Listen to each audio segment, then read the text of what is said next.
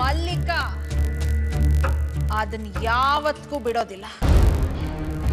ಅಮ್ಮ, ನಾನು ಹಾಗೆಲ್ಲ ಸುಮ್ಮನೆ ದಾಳುಗಳನ್ನ ಉದುರಿಸೋದಿಲ್ಲ ಕಣೆ,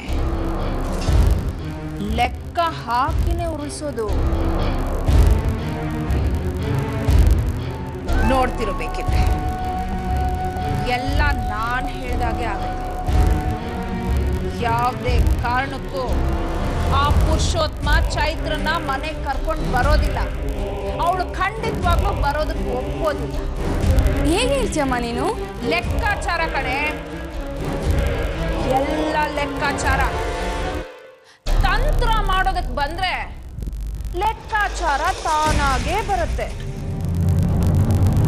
ಅಲ್ಲಿಗೆ ನಮ್ಮ ಪುರುಷಿ ಚೈತ್ರನ್ ಸಂಸಾರಕ್ಕೆ ಎಳ್ಳು ನೀರು ಬಿಟ್ಟ ಹಾಗೇನೆ.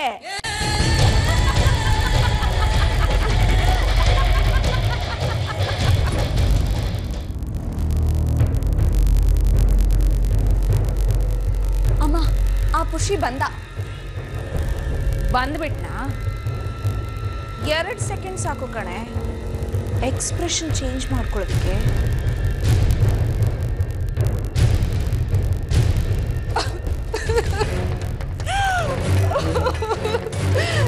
ಚೈತ್ರ, ಅಮ್ಮ ಅಳ್ಬೇಡ ಅಮ್ಮ. ಅಮ್ಮ ಸಮಾಧಾನ ಮಾಡ್ಕೊಳಮ್ಮ. ಎಲ್ಲಿ ಹೋಗ್ಬಿಟ್ಟಿಯಮ್ಮ? ಅಮ್ಮ ಸಮಾಧಾನ ಮಾಡ್ಕೊಳಮ್ಮ.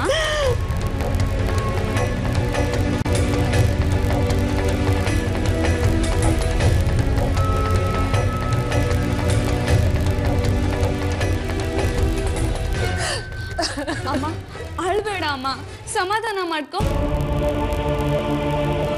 ಯಾಕೆ ಯೋಚನೆ ಮಾಡ್ತೀಯ? ಅಣ್ಣ ಚೈತ್ರ ಅದಕ್ಕೆನ ಕರ್ಕೊಂಡು ಬಂದೇ ಬರ್ತಾನೆ. ನೀನ್ ಕಣ್ಣೀರ್ ಹಾಕ್ಬೇಡ ಅಮ್ಮ. ನನ್ ಮಾತ್ ಮೇಲೆ ನಂಬಿಕೆ ಇಲ್ವಾ? ಪೂಜಾ, ನನ್ಗೆ ಚೈತ್ರದ ಯೋಚನೆ ಆಗ್ಬಿಟ್ಟಿದೆ ಕಣೆ.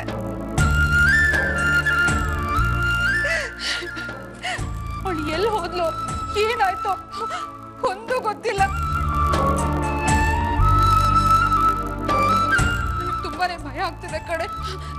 ಅವಳು ವಾಪಸ್ ಬಂದಿದ ತಕ್ಷಣ ನಾನ್ ಬೇಕಿದ್ರೆ ಅವಳ ಕಾಲಿಗೆ ಬಿದ್ದು ಕ್ಷಮೆ ಬೇಡ್ತೀನಿ ಕಣೆ.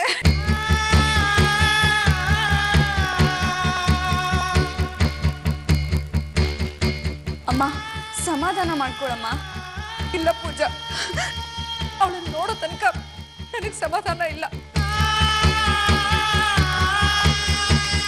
ಅವಳು ಈ ಮನೆ ಮಗಳು ಕಣೆ, ಈ ಮನೆ ಭಾಗ್ಯಲಕ್ಷ್ಮಿ. ಅವಳಿಗೇನು ಆಗ್ಬಾರ್ದು ಕಣೆ. ಅವಳು ಮತ್ತೆ ವಾಪಸ್ ಈ ಮನೆಗೆ ಬರ್ಬೇಕು. ನಮ್ಮ ಪುರುಷಿ ಅವಳು ಸುಖವಾಗಿ ಸಂಸಾರ ಮಾಡ್ಬೇಕು, ಚೆನ್ನಾಗಿರ್ಬೇಕು ಕಣೆ ಅವರು. ನೋಡು, ಪುರುಷಿ ಅಣ್ಣ ಬಂದ. ಪುರುಷೋತ್ತಮ ಬಂದ್ಯಾ? ಎಲ್ಲಿ ಚೈತ್ರ?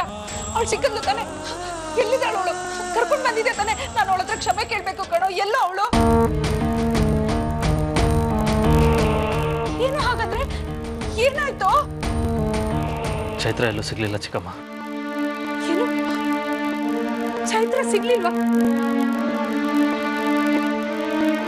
ಏನ್ ಹೇಳ್ತಿದ್ಯಾ ಪುರುಷಿ ನೀನು? ಚೈತ್ರ ಸಿಗ್ಲಿಲ್ಲ ಅಂದ್ರೆ ಏನರ್ಥ? ಅವಳು ಎಲ್ಲಿ ಹೋದ್ಲು? ನೀನು ಅವಳನ್ನ ಎಲ್ಲಿ ಹುಡುಕ್ತೆ? ಎಲ್ಲಾ ಕಡೆ ಹುಡುಕ್ತೆ ನಾನು, ಎಲ್ಲೂ ಕಾಣ್ಲಿಲ್ಲ ಅವಳು.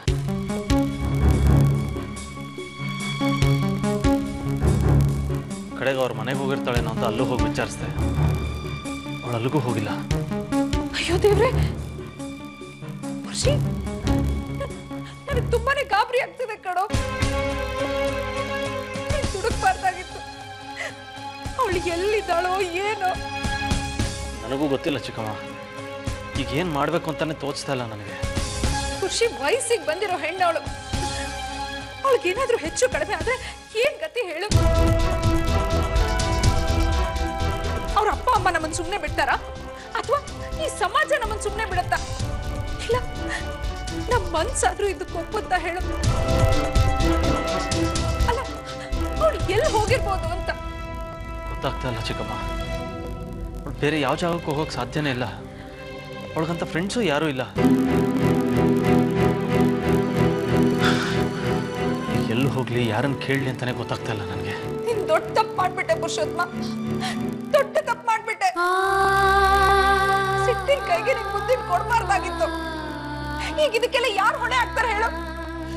ನೋಡ್ದವ್ರು ಅತ್ತೆ ಸೊಸೆ ಜಗಳ ಅಂತ ನನ್ ತಲೆ ಕಟ್ತಾರೆ ಹೊತ್ತು ಇಲ್ಲಿ ಏನ್ ನಡೆದಿದೆ ಅಂತ ಯಾರಿಗೂ ಗೊತ್ತಾಗಲ್ಲ ಕಣೋ. ಇದ್ರಲ್ಲಿ ನಿಮ್ ತಪ್ಪೇನೂ ಇಲ್ಲ ಚಿಕ್ಕಮ್ಮ. ನಾನೇ ಕಟುವಾಗಿ ನಡ್ಕೊಂಡಿದ್ದು. ಆದ್ರೆ ಆ ಕ್ಷಣಕ್ಕೆ ನನಗೆ ಅದು ಸರಿ ಅಂತ ಅನ್ನಿಸ್ತು. ಆದ್ರೆ ಈಗ ನನಗೆ ಭಯ ಶುರು ಆಗ್ತಾ ಇದೆ. ಇದೆಲ್ಲ ಎಲ್ಲಿಗೆ ಹೋಗಿ ಮುಟ್ಟುತ್ತೋ ಗೊತ್ತಿಲ್ಲ. ನಿನಗೆ ಹತ್ರಷ್ಟು ನನಗೆ ಭಯ ಆಗ್ತಾ ಇದೆ ಕಣೋ. ಈಗಿನ ಕಾಲದ ಹೆಣ್ಮಕ್ಳು ಹುಡುಕ್ ಸ್ವಭಾವದವ್ರು, ತಾಳ್ಮೆ ಅನ್ನೋದೇ ಇರೋದಿಲ್ಲ. ಅವಳು ಬೇರೆ ಮನೆಗೆ ಹೋಗಿಲ್ಲ ಅಂತ ಹೇಳ್ತಿದ್ಯಾ.